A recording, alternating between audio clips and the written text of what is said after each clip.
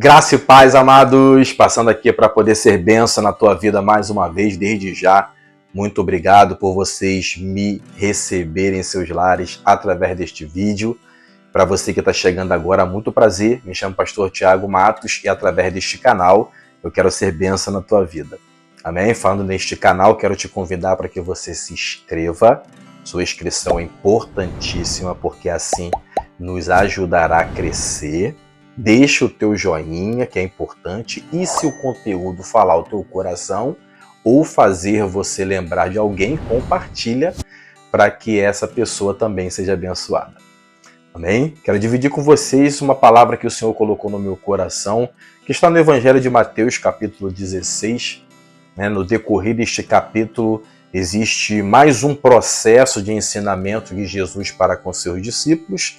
Lá no início ele é abordado pelos fariseus, saduceus, e ele é convidado a mostrar sinais, porque para alguns a intenção era o espetáculo, né? Mas Cristo não estava nem um pouco preocupado em convencer ninguém, em mostrar sinais para ninguém.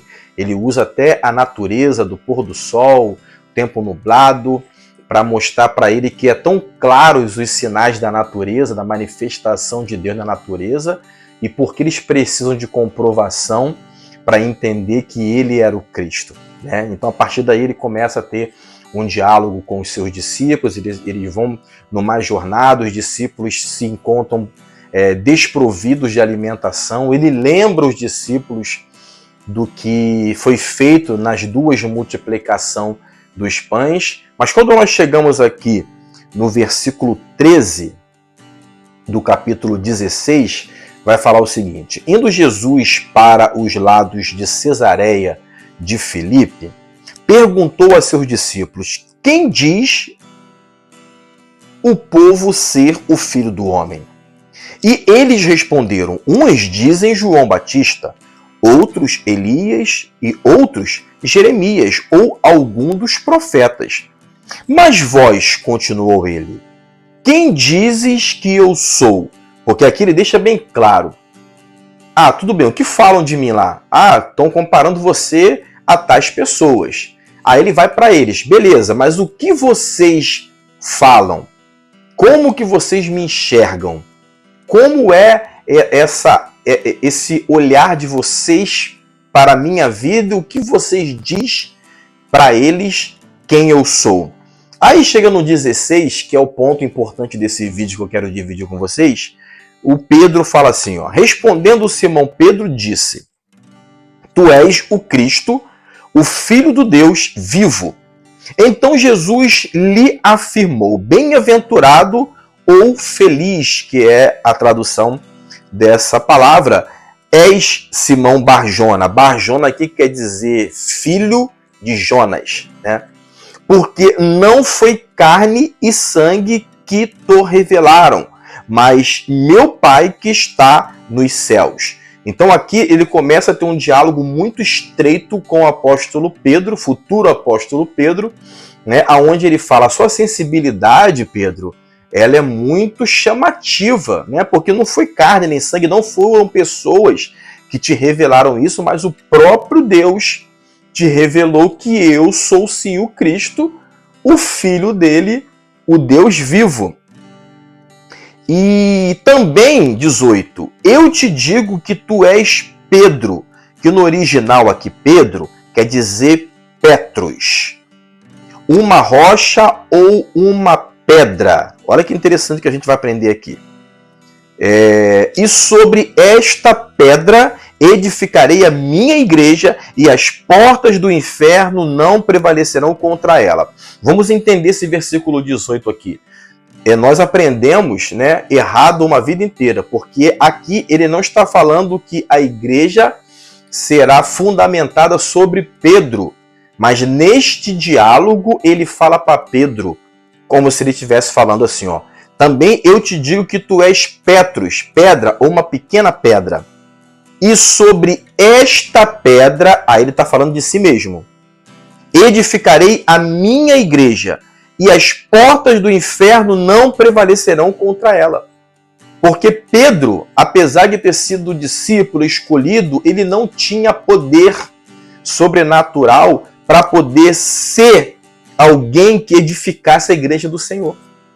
Mas em um diálogo muito estreito que ele não teve com os outros, ele deixa algo muito particular aqui para Pedro.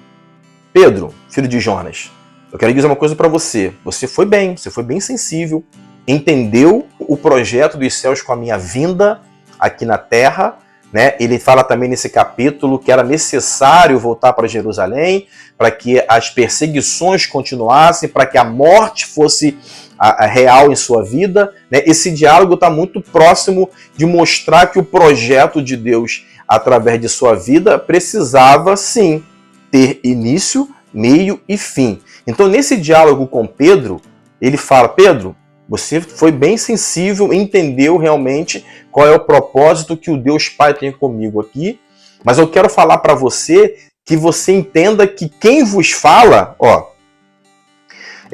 e sobre esta pedra edificarei a minha igreja e as portas do inferno não prevalecerão contra ela.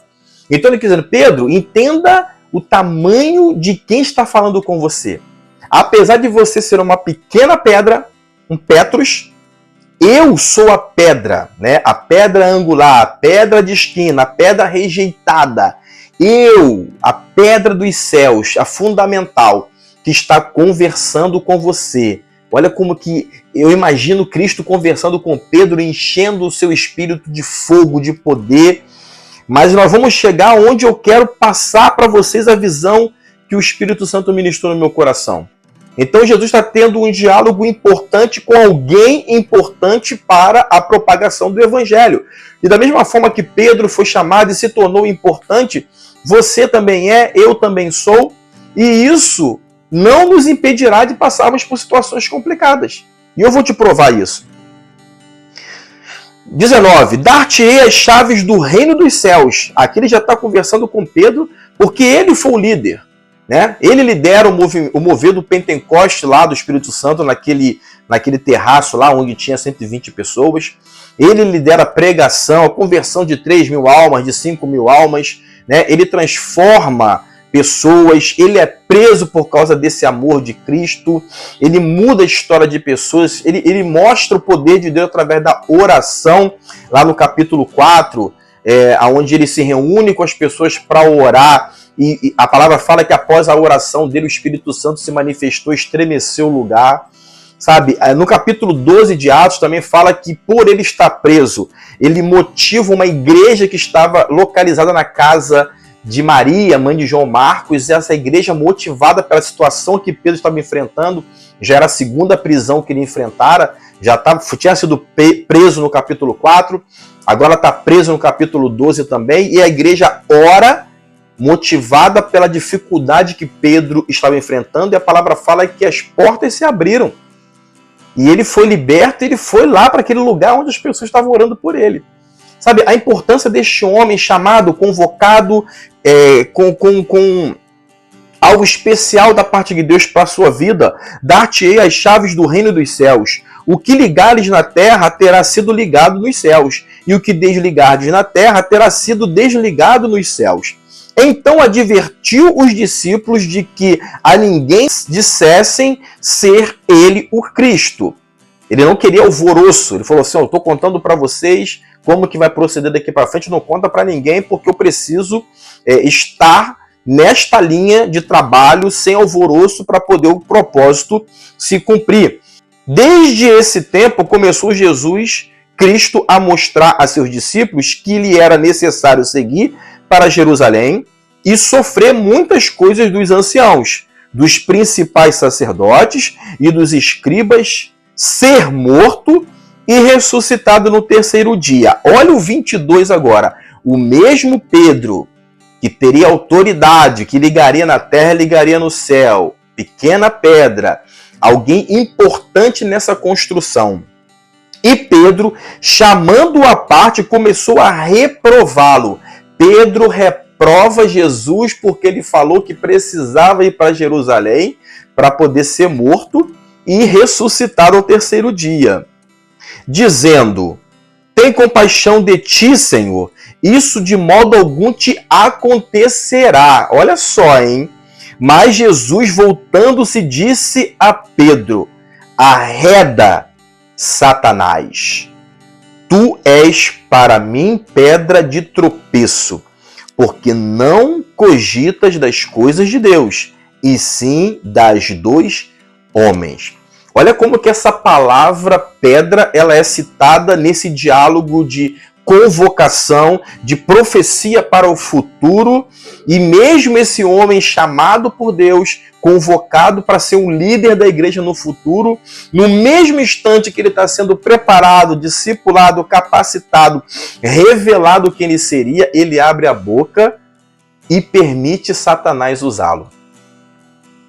E aí Jesus, que chamou Pedro de pequena pedra, né, de alguém participante nesta grande construção, agora ele fala para Satanás que está o usando, falando que Satanás era pedra de tropeço.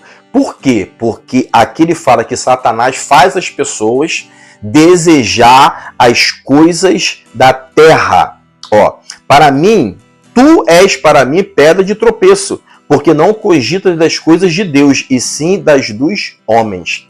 Porque é isso que o diabo faz.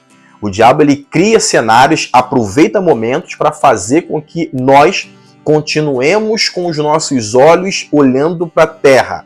Continuemos presos para esse plano terreno. E aí Jesus falou que eu te repreendo, porque eu estou preparando este homem para ter visão dos céus, para trazer coisa dos céus para perto da sociedade que está sendo salva. Olha que coisa maravilhosa. Sabe, eu entendo que o mesmo Pedro, que passou por esse momento duplo em um mesmo período, né? Ele acabara de ser convocado, acabara de ser chamado, revelado uma profecia quanto ao futuro dele, ele agora, tentando, né, ajudar Jesus, livrando ele da morte, ele abre uma brecha para que Satanás use sua vida para convencer Jesus de não concluir o propósito. Sabe, o inferno ele é sorrateiro. E pessoas que parece que estão dando boas ideias para você, bons conselhos, preste atenção. Porque em meio aos projetos gigantescos que os céus têm para realizar na tua vida, pessoas usadas pelo inferno vão tentar intervir. Vão tentar dizer para você não ir, não fazer, não falar, não começar. Elas vão vir com um diálogo de que tantos tentaram e não conseguiram. Que se você fizer, vai se complicar como outros se complicaram. Mas se está queimando no teu coração, projetos dos céus, continue firme. Preste atenção com quem você dialoga, porque às vezes parece ser bons conselhos. Parecem ser pessoas que sabem o que estão falando, mas elas podem estar sendo usadas pelo diabo para interromper esse projeto que está sendo gerado no teu coração.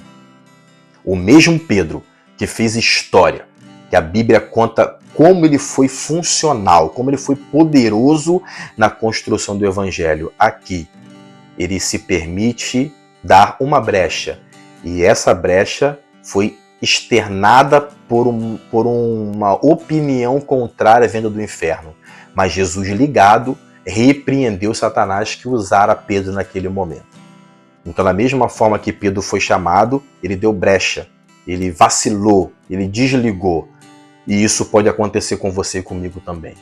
Mas que tenhamos uma vida constante de oração, que tenhamos um diálogo bem estreito com Deus, com os céus, para que quando momentos decisivos forem colocados no nosso coração, não sejam interrompidos, não sejam abortados pela sutileza que só o inferno sabe usar contra a vida dos salvos. Amém? Quero abençoar a tua vida com esta palavra no nome de Jesus, que ela possa edificar a tua vida, que você, como Pedro, seja mais um tijolinho, mais uma pedra nessa grande construção, aonde o Senhor será sempre o nosso Senhor, o nosso Salvador, o nosso Rei eterno.